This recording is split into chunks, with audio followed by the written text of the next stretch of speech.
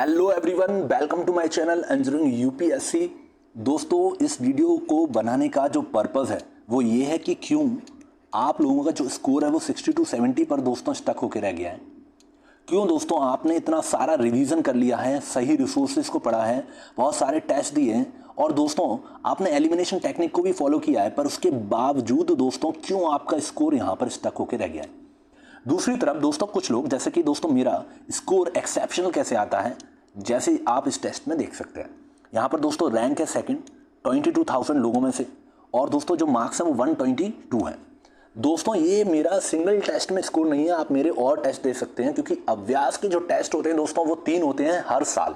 तो दूसरा टेस्ट देखिए, यहाँ पर आप देख सकते हैं दोस्तों कि मेरा जो रैंक है वो 4th है 20,000 में से और जो स्कोर है 124। अगला टेस्ट देखिए दोस्तों, यहाँ पर आप मेरा स्कोर देख सकते हैं 21,000 में से दोस्तों 22nd रैंक है और 107। तो दोस्तों इतना कंटिन्यूसली स्कोर कैसे हो पाता है, इसका कारण देखेंगे और कैसे दोस्तों आप अपने स्कोर को इंक्रीज कर सकते हैं और इस तरीके के एक डिस्टिंग्विश दोस्तों स्कोर पर पहुंच सकते हैं। इसी के साथ साथ दोस्तों जो मेरा 2024 प्रीलिम्स का जो अटैम्प्ट है उसके जो मार्क्स दोस्तों उसमें भी सिमिलर लाइन पर 130 प्लस दोस्तों स्कोर हुआ था। और इसके प्रूफ के लिए आपकी स्क्रीन पर दोस्तों ये मेरा रोल नंबर है और यहाँ पर आप मेरा देख सकते हैं दोस्तों ये रिजल्ट। आप पॉज करके देखिए और दोस्तों इसके बेसिस पर चलिए स्टार्ट करते हैं इस वीडियो को और देखते हैं कि क्यों ऐसे एक्सेप्शनल स्कोर को गेन किया जा सकता है।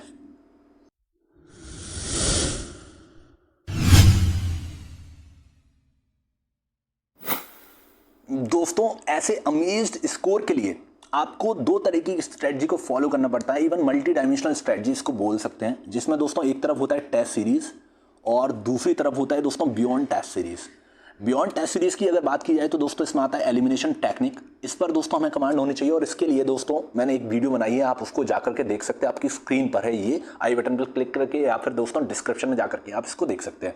दूसरा है दोस्तों हम अपने रिसोर्सेज को पीवाईक्यू के बेसिस पर जो थीम फाइंड आउट करी है दोस्तों उसके बेसिस पर अलाइन करें। और दोस्तों अगर आपने ऐसा नहीं किया है तो आप इसके लिए मेरी ये वीडियो देख सकते हैं, आप आई बटन या फिर डिस्क्रिप्शन में जाकर के दोस्तों इस वीडियो की लिंक को खोल सकते हैं। और तीसरा होता है दोस्तों वो है लास्ट फेज रिवीजन।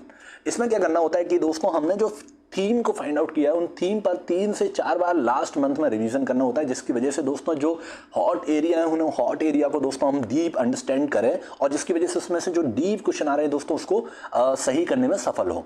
ये होता है दोस्तों beyond test series.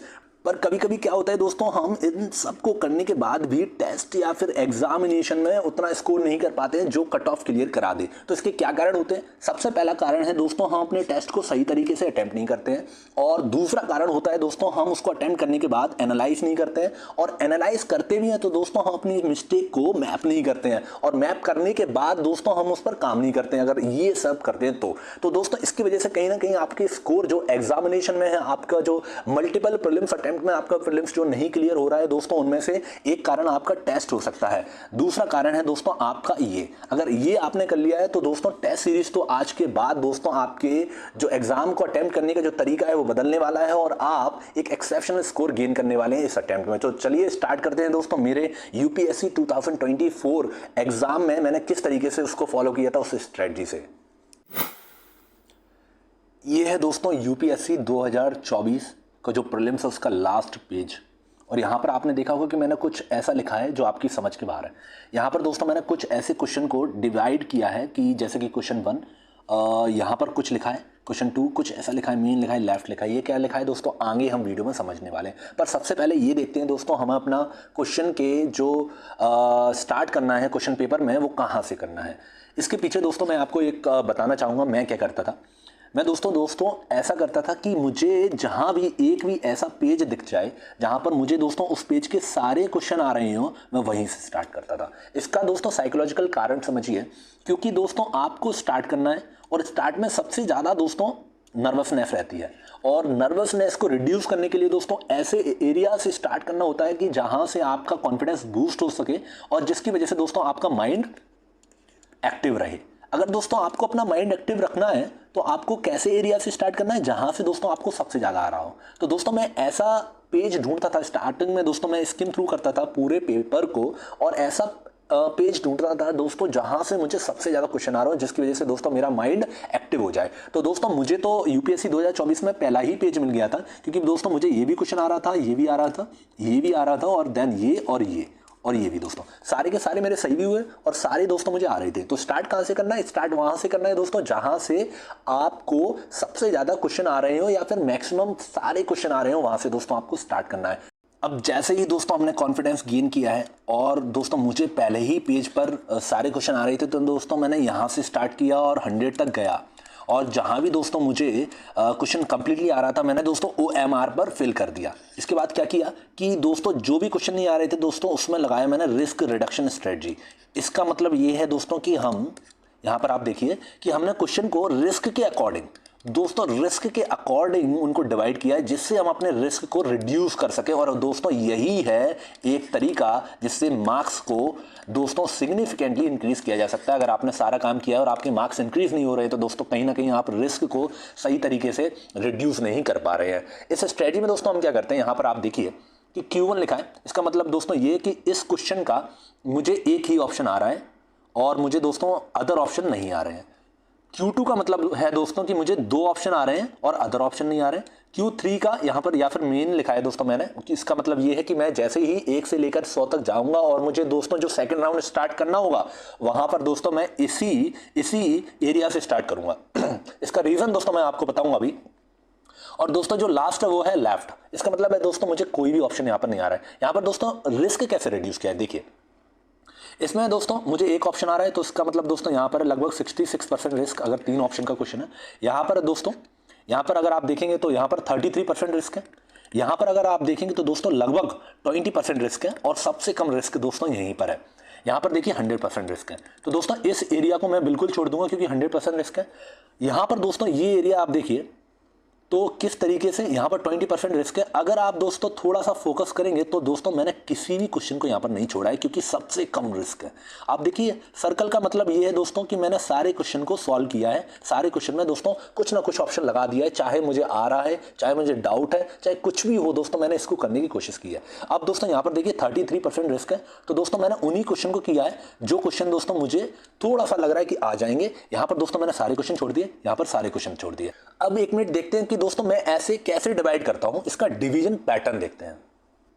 Risk reduction strategy में दोस्तों सबसे पहले देखते हैं हम अपना जो मेन पार्ट है इसी को, क्योंकि दोस्तों ये सबसे इंपॉर्टेंट है। यहाँ पर सबसे कम रिस्क लगता है। यहाँ पर रिस्क की अगर दोस्तों बात करी जाए तो 20% तक ही रिस्क रहता है और सबसे कम चांस है यहाँ पर क्वेश्चन गलत होने के। तो सबसे पहले इसी से स्टार्ट करते हैं। यहाँ पर अगर आप देखेंगे तो दोस्तों क्वेश्चन नंबर 7 और क्वेश्चन नंबर 8 दोस्तों इन्हीं को देखते हैं क्योंकि ये पास में है और स्टार्टिंग में ही थे, तो यहाँ से हम लॉजिक समझ सकते हैं दोस्तों क्यों मैंने इसको मेन में रखा। यहाँ पर अगर क्वेश्चन नंबर 8 देखेंगे आप तो दोस्तों ये एक स्टार्टिंग का क्वेश्चन है और यहाँ पर लिखा है ऑपरेशन संकल्प, ऑपरेशन सद्भावना। इन दोनों में दोस्तों मुझे डाउट था। क्यों डाउट था? क्योंकि ये ऐसे स्टार्ट हो रहे हैं और दोस्तों स्टार्टिंग में जो माइंड काम नहीं करता है उसकी वजह से दोस्तों इस तरीके के क्वेश्चन में भी डाउट हो जाता है। तो यहाँ पर टाइम को गंवाने से अच्छा है दोस्तों मैं इसको अपने मेन पोर्शन में लिख दूँ और लौट कर जैसे मेरे 100 क्वेश्चन हो जाएं दोस्तों उसके बाद लौट कर मैं सबसे पहले इन्हीं क्वेश्चन पर आऊँ।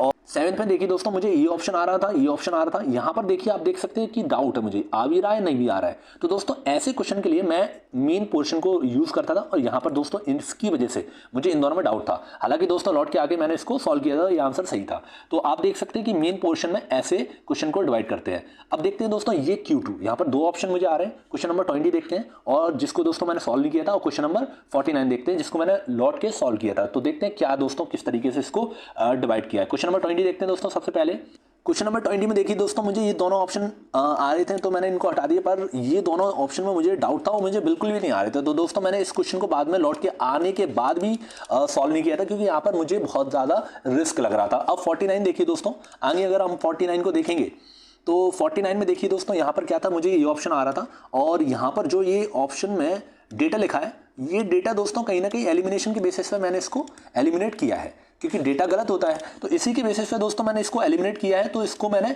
Q2 में लिख दिया था क्योंकि दोस्तों स्टार्टिंग में मुझे लग रहा था कि थोड़ा सा अपने ऊपर भरोसा नहीं रहता है, तो उस वजह से दोस्तों मैंने इसको Q2 में लिख दिया था। तो इस वजह से दोस्तों यहाँ पर मैंने लौट के आके इसको सॉल्व किया और ये क्वेश्चन दोस्तों सही निकला था, मुझे 2 मार्क्स भी मिले थे इसके। अब देखते हैं दोस्तों क्वेश्चन छोड़ते कैसे हैं। क्वेश्चन छोड़ने की बात की जाए तो दोस्तों यहाँ पर आप क्वेश्चन नंबर 63 देखिए, और इसी क्वेश्चन को अगर हम देखेंगे तो आगे हम पाएंगे कि मैंने क्यों छोड़ा ये क्वेश्चन। आप अगर क्वेश्चन नंबर 63 पे जाएंगे तो दोस्तों ये रहा मेरा क्वेश्चन नंबर 63। इस क्वेश्चन में दोस्तों यहाँ पर देखिए कंट्री लिखी है, यहाँ पर एनिमल लिखी है, और इन तीनों का दोस्तों मुझे कोई भी आइडिया नहीं था। तो दोस्तों इसको मैंने एक ही झटके में क्रॉस कर दिया और इस पर फिर कोई टाइम नहीं दिया। यहाँ पर दोस्तों कितने सेकंड ली मैंने, सिर्फ 5 सेकंड ली थी इसको सोचने में कि मुझे आ रहा है कि नहीं आ रहा है, क्योंकि दोस्तों ना ही मुझे इसका क्वेश्चन में आ रहा था, ना ही कोई ऑप्शन में दोस्तों एलिमिनेशन लग पा रहा है, तो मैंने क्रॉस कर दिया क्योंकि ये बहुत टफ क्वेश्चन था। तो इस तरीके से दोस्तों हम अपने रिस्क को रिड्यूस कर सकते हैं। तो चलिए देखते हैं। अब दोस्तों हमने पेपर देख लिया है कि कैसे अटेंड करना है, अब कैसे एनालाइज करना है वो देखते हैं। अब दोस्तों आप यहाँ पर देख सकते हैं कि मेरा ये एक टेस्ट है जो दोस्तों मैंने विजन में दिया था, और किस तरीके से दोस्तों मैंने इसको डिवाइड किया है। ये रिस्क रिडक्शन के लिए, जैसे कि दोस्तों मैंने अभी आपको बताया, यहाँ पर दोस्तों मैं टाइम भी लिखता था, first round, second round, third round के में कितना टाइम लगा है और कौन से पॉइंट दोस्तों मुझे इस टेस्ट में देखने चाहिए थे। जैसे कि फॉर एग्जांपल दोस्तों मुझे अगर कहीं भी लॉजिक लग गया है तो मुझे उस आंसर के लिए जाना चाहिए था। मैंने कुछ क्वेश्चन में दोस्तों लॉजिक लगाया होगा और उसके बाद मैं उसको अटेम्प्ट नहीं किया होगा, तो इसके लिए दोस्तों मैंने इसको लिखा है कि मुझे उस क्वेश्चन को अटेम्प्ट करना चाहिए था। अब ये दोस्तों मैं आगे बताऊंगा आपको कि इसका क्या करना है। यहाँ पर दोस्तों आप परफॉर्मेंस ट्रेस कर सकते हैं। फॉर एग्जांपल आपने कितने गैस करे, फॉर एग्जांपल दोस्तों मैंने यहाँ पर 30 गैस करे थे और 18 सही हुए थे, 12 मेरे गलत हुए थे। टोटल क्वेश्चन दोस्तों मैंने 87 करे हैं, रॉन्ग दोस्तों मैंने 20 करे हैं, जिसके नेगेटिव मार्किंग यहाँ पे लिखी है, करेक्ट दोस्तों मेरे इतने थे, नेट करेक्ट इतने थे। तो दोस्तों यहाँ पर पूरा आपको एनालाइज करना है कि आपके कितने सही हैं, आपको कौन सा पॉइंट गलत है, कितने दोस्तों आप गैस गलत कर रहे हैं। अब इसका दोस्तों काम क्या है कि आप यहाँ पर आइए, ऐसी टेबल बनाइए। आप दोस्तों इसको डिजिटल फॉर्मेट में भी बना सकते हैं। यहाँ पर टेस्ट लिखिए और यहाँ पर दोस्तों टोटल लिखिए, ये टोटल कितने करे हैं आपने, कितने दोस्तों आपके सही हैं, कितने आपके रॉन्ग है, और गैस दोस्तों यहाँ पर लिखिए आपने कितने गैस करे हैं, कितने सही गैस हैं, कितने गलत गैस है, कितने दोस्तों रॉन्ग आपकी गैस गए हैं, और यहाँ पर टोटल आपके क्वेश्चन कितने सही है। दोस्तों इस तरीके से आप प्रत्येक टेस्ट के करिए और यहाँ पर देखिए आपकी किस टेस्ट में सबसे कम मार्क्स है। जिस टेस्ट में दोस्तों आपके सबसे कम मार्क्स हों तो दोस्तों उसको ज़्यादा दीजिए। फॉर एग्जांपल गवर्नेंस को दोस्तों देखिए कि सब में दोस्तों मेरे अच्छे नंबर आ रहे हैं और यहाँ पर आप देखिए सबसे कम है। तो दोस्तों इसमें आप देख सकते हैं कि मेरा गवर्नेंस का पोर्शन वीक है, तो मुझे गवर्नेंस से थोड़ा सा टाइम देना है।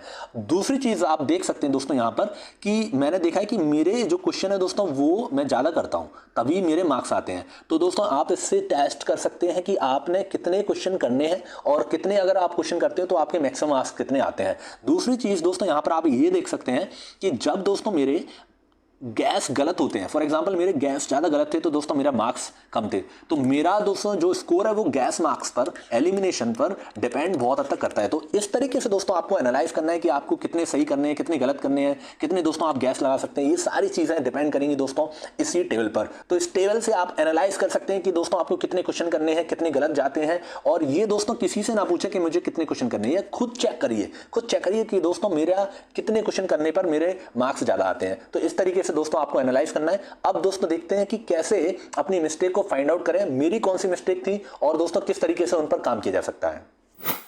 जैसे ही दोस्तों हमने अपने टेस्ट को एनालाइज किया है तो उसके बाद कुछ अपनी मिस्टेक को लिखनी है और उन मिस्टेक की दोस्तों एक बना लेनी है लिस्ट। जैसे ही दोस्तों हम उस लिस्ट को बनाएंगे उसके बाद हमें क्या करना है दोस्तों, हमें अगला टेस्ट देना है। उसके पहले इस लिस्ट को पढ़ना है, जिसकी वजह से हमारे जो सबकॉन्शियस माइंड में उसमें ये लिस्ट बैठ जाए और जब हम प्रीलिम्स देने जाएं दोस्तों उसके पहले भी हमें ये लिस्ट देख के जानी है, जिसकी वजह से दोस्तों हम जो मिस्टेक करते हैं उन मिस्टेक को रिड्यूस कर सकें। इसकी वजह से दोस्तों हमारे मार्क्स इंक्रीज होंगे और यूपीएससी प्रीलिम्स में दोस्तों ये जो माइन्यूट मिस्टेक है जिनकी वजह से कहीं ना कहीं हमारा सिलेक्शन रुकता है, दोस्तों वो सिलेक्शन नहीं रुकेगा अगर दोस्तों हम इस तरीके से लिस्ट बनाएं। तो यहाँ पर देखिए दोस्तों कुछ ऐसी मिस्टेक है जो मैं जनरली करता था, जैसे कि दोस्तों किसी भी क्वेश्चन को पढ़ते हुए मैं इंपेशेंस हो जाता था और मैं उसको बहुत जल्दी पढ़ता था, जिसकी वजह से कहीं ना कहीं एरर होता था। तो ये मिस्टेक दोस्तों मेरी ये हुआ करती थी। दूसरी ये हुआ करती थी दोस्तों कि मैं जैसे ही क्वेश्चन पढ़ रहा हूँ अगर मुझे कुछ भी उसमें हिंट मिलती है तो दोस्तों वहीं से मैं ऑप्शन पर डायरेक्टली चला जाता था, क्वेश्चन को पूरा नहीं पढ़ता था। तो ये मिस्टेक करता था दोस्तों मैं।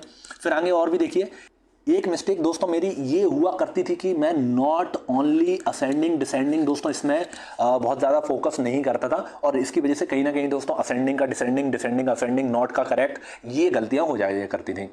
दूसरा दोस्तों आगे देखिए तो ये है कि don't waste a time on a question more than a minute. दोस्तों किसी भी क्वेश्चन पर 1 मिनट से ज़्यादा टाइम नहीं लगाना। कई बार क्या होता है कि हम किसी क्वेश्चन में दोस्तों अटक जाते हैं और 2 मिनट या फिर 3 मिनट दे देते हैं।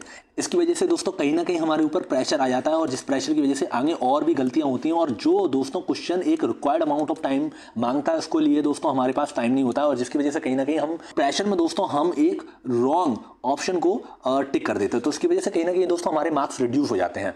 दूसरा दोस्तों और भी देखते हैं आगे कि कभी कभी क्या होता है दोस्तों कि ऑप्शन लिखे हुए हैं और ए ऑप्शन में थोड़ा सा सही लगता है हमें कि ये सही है, परंतु दोस्तों ऑप्शन डी कभी कभी बहुत ही ज़्यादा अच्छा होता है इससे, तो जिसका आंसर ऑप्शन डी हो जाता है। तो इसकी वजह से दोस्तों मिस्टेक हुआ करती थी। तो इस तरीके की मिस्टेक दोस्तों मैं किया करता था। आज दोस्तों ये है कि कभी कभी क्या होता है कि हमने कुछ एक इमेज देख रखी होती है और एक हमें लॉजिक भी पता होता है, इन दोनों में दोस्तों क्लैश होता है। तो मैंने देखा है दोस्तों मेरे साथ क्या हुआ करता था कि मैं अगर सोच रहा हूँ और जो मुझे दोस्तों इमोशन के थ्रू आ रहा है वो गलत होता था, मेरा जो लॉजिक के थ्रू आ रहा है दोस्तों वो सही हुआ था।